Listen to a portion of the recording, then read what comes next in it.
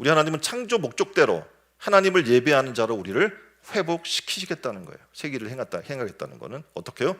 여러분이 참 예배자가 되게 하시겠다는 거예요. 저는 이 한 해 꿈을 꿉니다.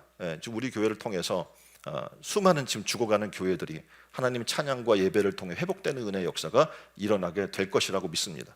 그것이 이 한 해 나타날 줄 믿습니다. 하나님은 우리를 새로운 차원으로 이스라엘 백성으로 지금 이스라엘 백성을 이끄는 목적이 있습니다. 주님 말씀하시길 21절에 이렇게 얘기하죠. 이 백성은 내가 나를 위하여 지었나니 나를 찬송하게 하려 함이라. 우리의 존재 이유는 하나님을 찬양하는 거예요. 성경은 얘기하죠. 호흡이 있는 자마다 하나님을 찬양할지니라. 아멘. 우리에게 주님은 찬송 받으시기 원해요. 전 바라기는 2023년도 이 한 해가 우리의 찬양이 새로워지는 한 해가 된 줄 믿습니다. 지금 감사하잖아요. 지금 김수남 선생님 새로 왔는데 잘하죠, 찬양. 거의 전문가적인 수준으로 지금 찬양을 하고 있고, 또 놀랍게도 이 일에 동참하겠다고 한 전문가들이 굉장히 많이 지금 지원들을 하고 있어요. 지금 드럼 전문가인 지금 오승현이라고 하는 분도 드럼 전문가의 프로페셔널이에요. 근데 그분도 동참하겠다고 이야기하고 지금 잘하는 친구들이 지금 줄 서 있어요. 기대가 됩니까? 여러분은 경험하지 못한 새 세계를 이 한 해 만나게 될 줄 믿습니다. 하나님도 우리를 통해서 이런 놀라운 찬양을 이제 만나게 되실 거예요. 그래서 이 한 해 우리는 반드시 하나님을 온전히 찬양하는 자리에 서게 될 줄 믿습니다. 이것은 이스라엘 백성의 노력 때문이 아니에요. 그러니까 우리가 노력한다고 되는 일들이 아니라는 거죠. 지금 하나님의 은혜로 말미암아 될 일들입니다. 이것은 이스라엘 백성이 하나님을 사모하고 다시 회복만 되면 하나님이 이미 준비된 것들을 누리게 되는 거예요. 우리를 통해서도 마찬가지예요. 우리가 지금 달려왔잖아요. 근데 여러분 지금 아무것도 바뀌는 것 같아 보이지 않을 수 있잖아요. 근데 어떡합니까? 하나님은 준비하고 계셔요. 그리고 믿음의 눈을 뜬 사람들은 이들을 바라보고 있는 줄 믿습니다. 사랑하는 성도 여러분, 지금 우리는 새로운 시대를 맞이하고 있습니다. 어렵다, 힘들다라고 이야기하지만 이 어려움과 힘든 위기의 시대는 우리에게 기회입니다.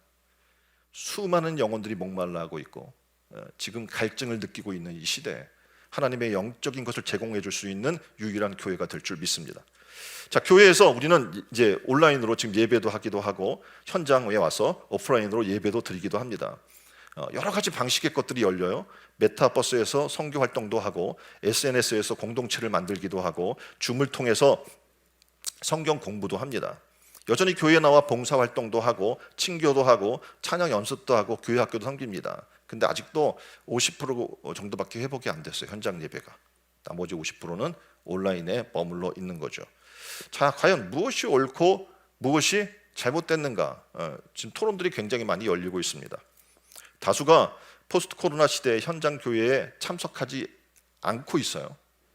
그냥 바라만 보고 있는 거죠. 그리고 3년 동안의 코로나 시대에 이미 온라인 예배를 경험한 사람들은 오프라인으로 다시 나오기가 쉽지 않은 거예요. 다시 말하면 회복되기가 쉽지 않다는 겁니다.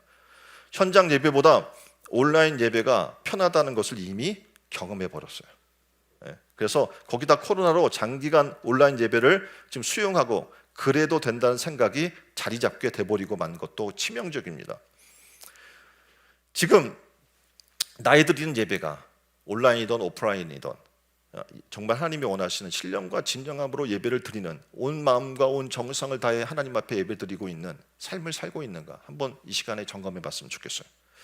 우리가 우리의 매일의 삶 속에서 하나님을 찬양하고 하나님을 영광 돌리는 삶을 살고 있나요? 무엇을 먹든지 무엇을 마시든지 무엇을 입든지 내가 사는 것도 죽는 것도 하나님의 영광이요 라고 외치며 사는 참신앙의 삶을 살고 있나요? 당연합니다. 온라인 예배가 편합니다. 그렇죠? 온라인 예배가 편해요, 안 편해요?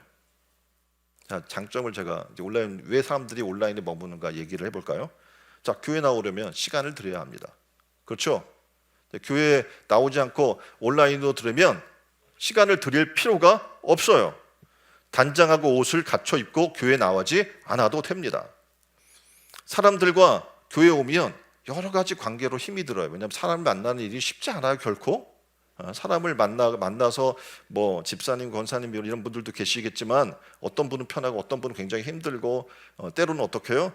책망하는 소리도 듣기 싫고 그렇죠. 여러 가지 힘든 관계에 어려움이 있어요. 그런데 온라인으로 들게 되면 대인관계에 힘든 것이 필요가 없어요. 그렇죠. 사람을 마주 대할 필요가 없잖아요. 더 좋은 건 뭐냐면 교회에 오면 봉사나 헌신이나 여러 가지에 참여해야 되는 헌신이 필요해요. 근데 온라인 예배는 헌신을 요하지 않아요. 그렇죠? 편해요. 자, 헌금 이제 온라인 지금 예배 드리는 사람한테 조사를 하니까 지금 20%도 헌금을 안 돼요. 여기서는 현장에 오면 이게 눈에 보이기 때문에 하게 되거든요. 근데 이제 온라인으로는 하고 싶은 마음이 들지는 않는 거죠. 일단은 한 번, 두 번 안 드리다 보면 안 드리게 되는 거예요. 자, 헌금에 신경 쓰지 않아도 되니까 얼마나 편한 신앙생활을 할 수가 있겠습니까? 예배는요, 여러분이 아시는 것처럼 영어로 서비스라고 이야기해요. 다시 말하면 예배는 섬김과 헌신입니다. 섬김과 헌신이 없다면 그건 예배가 아닌 거예요. 그렇죠? 온라인으로 그냥 듣고 보고 그냥 내가 가만히 즐기기만 있다면 그건 예배가 아닙니다. 예배는 준비하기 위해 여러분의 헌신이 필요해요. 예배 때 하나님께 찬양을 드리기 위해 준비해서 벌써 한 주 전부터 모여서 찬양을 준비하기도 하고, 모여서 또 식사라도 준비해 줘야 되니까 어떻게 식사도 준비하기도 하고, 성전을 청소하기도 하고, 서로 돌아보기도 하고, 수많은 준비를 해야 하는 거예요. 한 번의 예배를 위해서. 그리고 이 한 번의 예배를 위해 교육자들은 잠을 못 잡니다. 일주일 동안에. 그 예배 하나를 준비하기 위해 얼마나 섬김과 희생이 들어가야 되는지를 누구나 다 알고 있는 거예요. 근데 오프라인에 와서 지금 현장에 와서 예배 드리지 않는다? 그럼 난 신앙생활을 잘하고 있다? 그거는 말도 안 되는 어불성설입니다. 아직도 우리는 생각해봐요. 섬김과 봉사가 없는 나의 편함을 추구하고 있지 않은가? 아직도 나의 편함을 추구하면서 현장 예배로 안 나오고 있는 나 자신의 모습을 돌아봤으면 좋겠어요. 회개했으면 좋겠어요. 그리고 주 앞으로 나오기를 주님의 이름으로 축원드립니다.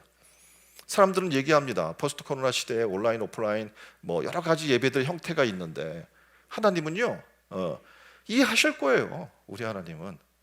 사람들이 얘기합니다. 그거는 누구예요? 그 사람들의 생각이고 하나님의 생각은 그렇지 않아요. 하나님 뭐라고 얘기해요? 온 몸과 온 마음과 온 정성을 다하여, 하다못해 플러스 너의 목숨을 다하여 너의 하나님을 사랑하라. 우리 예배가 그렇게 돼야 됨을 말씀해 주고 있는 겁니다. 그래서 하나님은 지금 이스라엘 백성이 회복되기를 원해요.